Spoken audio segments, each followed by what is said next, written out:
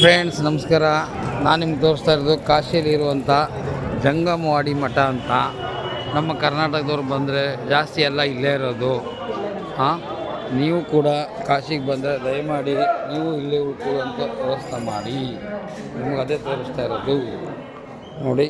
ನಿಮಗೆ ತೋರಿಸ್ಬಿಡ್ತೀನಿ ಜಂಗಮವಾಡಿ ಹೇಗೆ ಅಂತ. ಕಾಣಿಸ್ತಾ ಇದೆಯಾ? ನೀವು ಇಲ್ಲಿ ಫಸ್ಟು ಬರಬೇಕು. ಬಂದು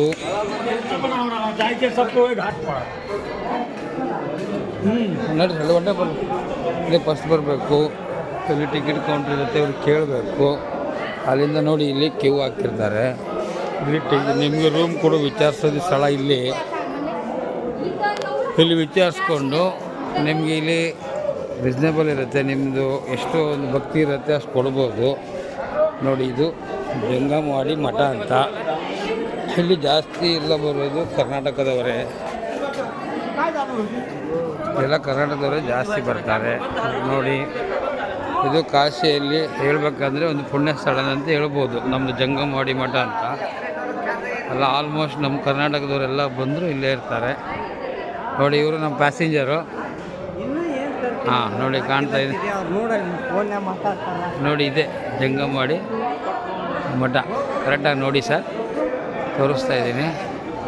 ನೀವು ಎಲ್ಲರೂ ಕಾಶಿಗೆ ಬಂದರೆ ದಯಮಾಡಿ ಇಲ್ಲಿ ಬಂದು ರೂಮ್ ಮಾಡ್ಕೊಳ್ಳಿ. ತುಂಬ ಚೆನ್ನಾಗಿದೆ, ತುಂಬ ಫೆಸಿಲಿಟಿ ಇದೆ. ನಿಮಗೆ ಅಷ್ಟೇ ದುಡ್ಡು ಇಷ್ಟೇ ದುಡ್ಡು ಅಂತ ಏನಿಲ್ಲ. ನಿಮ್ಮ ಭಕ್ತಿ ಏನಿದೆ ಅದು ಕೊಟ್ಟು ನೀವು ಹೋಗ್ಬೋದು. ನೋಡಿ ಸರ್, ಜಂಗಮವಾಡಿ ಬನ್ನಿ ಕಾಶಿಗೆ, ವಾರಣಾಸಿ.